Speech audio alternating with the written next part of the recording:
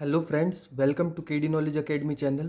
तो आज की इस वीडियो में हम बात करने वाले हैं आपकी 2025 में जो टीजीटी की नई वैकेंसी आई हैं उसके बारे में। काफ़ी ज़्यादा क्वांटिटी में आपकी वैकेंसी इस बार आई हैं। आपके पास एक गोल्डन अपॉर्चुनिटी आपको डीएसएसबी की तरफ से दी गई है। तो जिसने भी बीएड कर रखी है और जिसने भी ये सीटेट वगैरह के पेपर पास कर रखे हैं उनके लिए एक बहुत अच्छी अपॉर्चुनिटी यहाँ पे आई हुई है।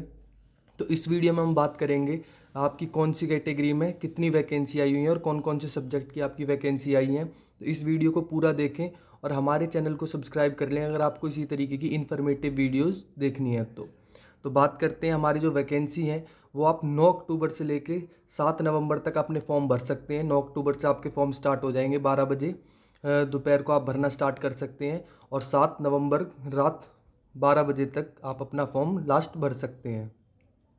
अब बात करते हैं हम कि हमारी कौन सी कैटेगरी में मतलब कौन से सब्जेक्ट की कितनी वैकेंसी है। तो टीजीटी मैथ्स की अगर हम बात करें मेल की तो टोटल 744 वैकेंसी हैं। वहीं टीजीटी मैथ्स फीमेल की वैकेंसी की बात करें तो 376 हैं।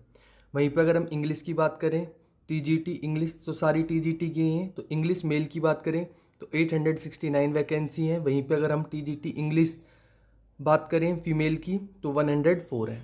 आगे चलते हैं तो आगे हमारे पास जो सोशल साइंस मेल की वैकेंसी है वो टोटल 310 है और वहीं सोशल साइंस फीमेल की वैकेंसी 92 है। यहाँ पे आपको कैटेगरी वाइज भी वैकेंसी दे रखी हैं, आप अपनी कैटेगरी के अनुसार अपनी वैकेंसी देख सकते हैं। वहीं हम देखते हैं नेचुरल साइंस जो मेल की वैकेंसी है वो 630 है। वहीं नेचुरल साइंस फीमेल की वैकेंसी 502 है। हिंदी मेल की बात करते हैं तो 420 है और उसी तरीके से अगर आगे चलें तो आगे हमारे पास हिंदी फीमेल की वैकेंसी 136 है। उसके बाद संस्कृत मेल की जो वैकेंसी है वो 342 है। संस्कृत फीमेल की 416 है। आगे देखते हैं, आगे हमारे पास उर्दू मेल की वैकेंसी 45 है और उर्दू फीमेल की 116 है। पंजाबी मेल की वैकेंसी 67 है। पंजाबी फीमेल की वैकेंसी 160 है।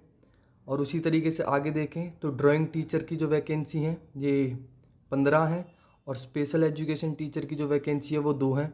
तो इस तरीके से आपकी टोटल 5346 वैकेंसी आई हैं, जो कि बहुत बढ़िया क्वांटिटी में आपको वैकेंसी देखने को मिली हैं।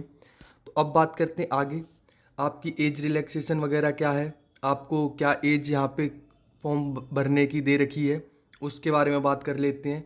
तो सबसे पहले ये सबके लिए नोटिफिकेशन सेम ही है। यहाँ पे मैंने ये जो टीजीटी मैथ्स वाला है उसमें से ही मैं आपको बता देता हूँ। तो आपने क्या क्या एलिजिबिलिटी है, सबसे पहले तो आपके पास जो बैचलर डिग्री है वो होनी चाहिए जिसमें 2 साल तक आपने वो जो कंसर्न जब सब्जेक्ट है जिसका आप टीचर बनना चाहते हो वो पढ़ा हो, या फिर आपने मास्टर डिग्री कर रखी हो। मतलब सीधी बात करूँ तो कम से कम बैचलर डिग्री, बैचलर डिग्री के बाद आपके पास बीएड और बीएड के बाद आपके पास सीटेट। ये तीनों चीज़ अगर आपके पास हैं तो आप इसके लिए एलिजिबल हैं। बैचलर डिग्री, बीएड, सीटेट, ठीक है, ये तीनों चीज़ की आपको रिक्वायरमेंट है। उसके बाद अगर हम बात करते हैं पे लेवल की तो पे लेवल भाई इसका ही लेवल 7 की जॉब है। काफ़ी अच्छी सैलरी आपको इसमें देखने को मिलती है, ठीक है। फिर आपकी जो एज है वो 30 साल से ज़्यादा नहीं होनी चाहिए, चाहे बॉयज़ चाहे गर्ल्स। पहले गर्ल्स को थोड़ी ज़्यादा 1-2 साल की रिलैक्सेशन मिलती थी, इस बार रिलैक्सेशन नहीं दिया, दोनों के लिए 30 साल उम्र कर रखी है। अब किस किस को एज रिलैक्सेशन मिला हुआ है वो देख लेते हैं।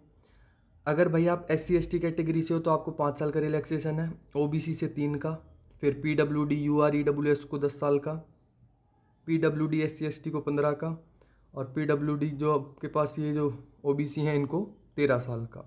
इस तरीके से रिलैक्सेशन है।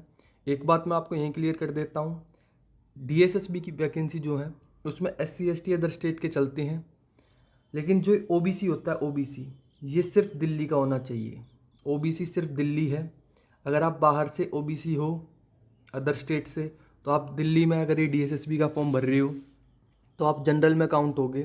तो आप इस चीज़ का ध्यान रखना, सिर्फ OBC दिल्ली के ही होने चाहिए, ठीक है। आप अदर स्टेट से हो तो आप अपना जनरल में फॉर्म भरो, OBC भर भी दिया है तो आप जनरल में ही काउंट होगे, ठीक है।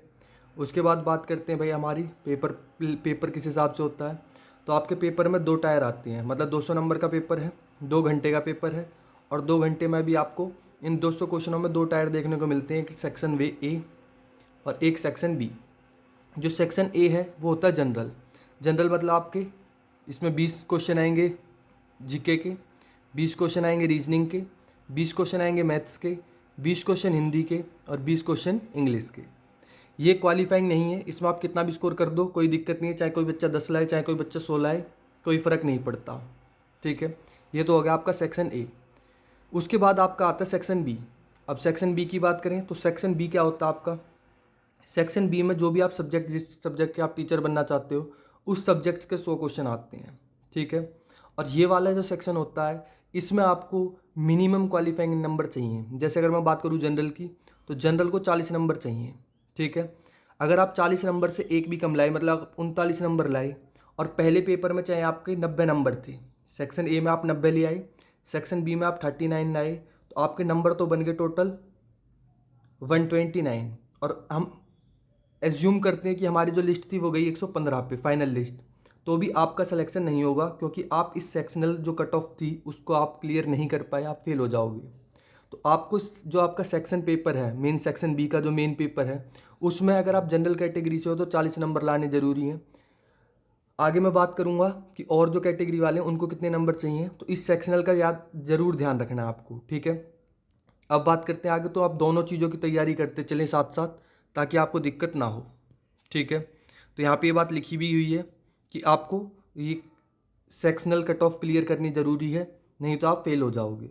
उसी तरीके से आपकी जो SC ST है उनकी जहाँ तक है उनको 30 नंबर की सेक्शनल कट ऑफ है, उनको 30 नंबर चाहिए सेक्शन बी में। और जनरल के लिए मैंने आपको बता दिया है इसको 40 चाहिए। ठीक है, तो ये इस वीडियो में सारी डिटेल मैं आपको दे चुका हूँ। अगर फिर भी आपका कोई डाउट रह गया हो तो आप हमारे को कमेंट करके पूछ सकते हैं। बाकी इस वीडियो को यहाँ तक देखने के लिए थैंक यू, और इसी टाइप की वीडियो देखने के लिए हमारे चैनल को सब्सक्राइब कर लें।